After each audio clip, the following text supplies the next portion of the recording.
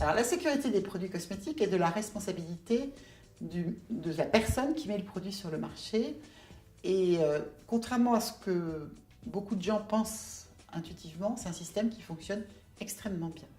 Parce qu'il y va de la réputation de la personne, que les produits qu'elle met sur le marché soient sûrs. Alors, comment c'est assuré? Alors, d'abord, on ne met pas dans un produit cosmétique n'importe quel ingrédient. Il y a une liste d'ingrédients interdits pour des raisons de sécurité. Et il y a des listes d'ingrédients dont la concentration est limitée également pour des raisons de sécurité. Et c'est un comité d'experts indépendants auprès de la Commission européenne qui établit ces listes et qui établit les concentrations. Donc ça, c'est le premier point. Il y a des ingrédients qu'on ne peut pas mettre pour des raisons de sécurité dans les produits cosmétiques.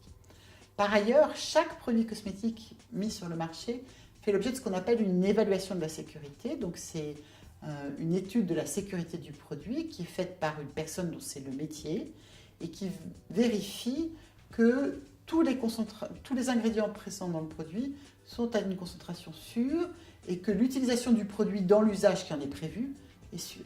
Donc tous les produits mis sur le marché, quand ils sont conformes à la réglementation, et c'est le cas en Europe, sont sûrs. Les produits cosmétiques qui sont mis sur le marché sont sûrs et d'ailleurs on constate que, à l'exception d'une affaire malheureuse qui s'est produite il y a plus de 40 ans, il n'y a pas eu de crise sanitaire en ce qui concerne les produits cosmétiques, contrairement à d'autres secteurs pour lesquels nous avons connu ces 40 dernières années de nombreuses crises.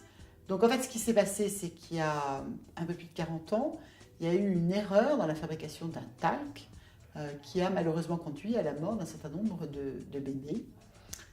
Et c'est ça qui est à l'origine de la réglementation française d'abord, qui est ensuite devenue une réglementation européenne. Et depuis cette période-là, nous n'avons pas connu de problème de sécurité des produits cosmétiques. Simone Veil propose, à la suite de cette affaire dramatique de sécurité d'un produit cosmétique, d'adopter une législation française en 1973, qui deviendra une législation communautaire l'année d'après.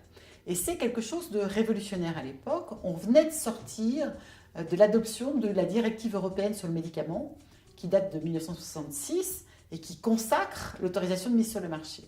Et Simone Veil a eu l'intelligence de faire le pari qu'en confiant la responsabilité de la mise sur le marché aux producteurs et non pas à l'administration, on arriverait à assurer la sécurité des produits.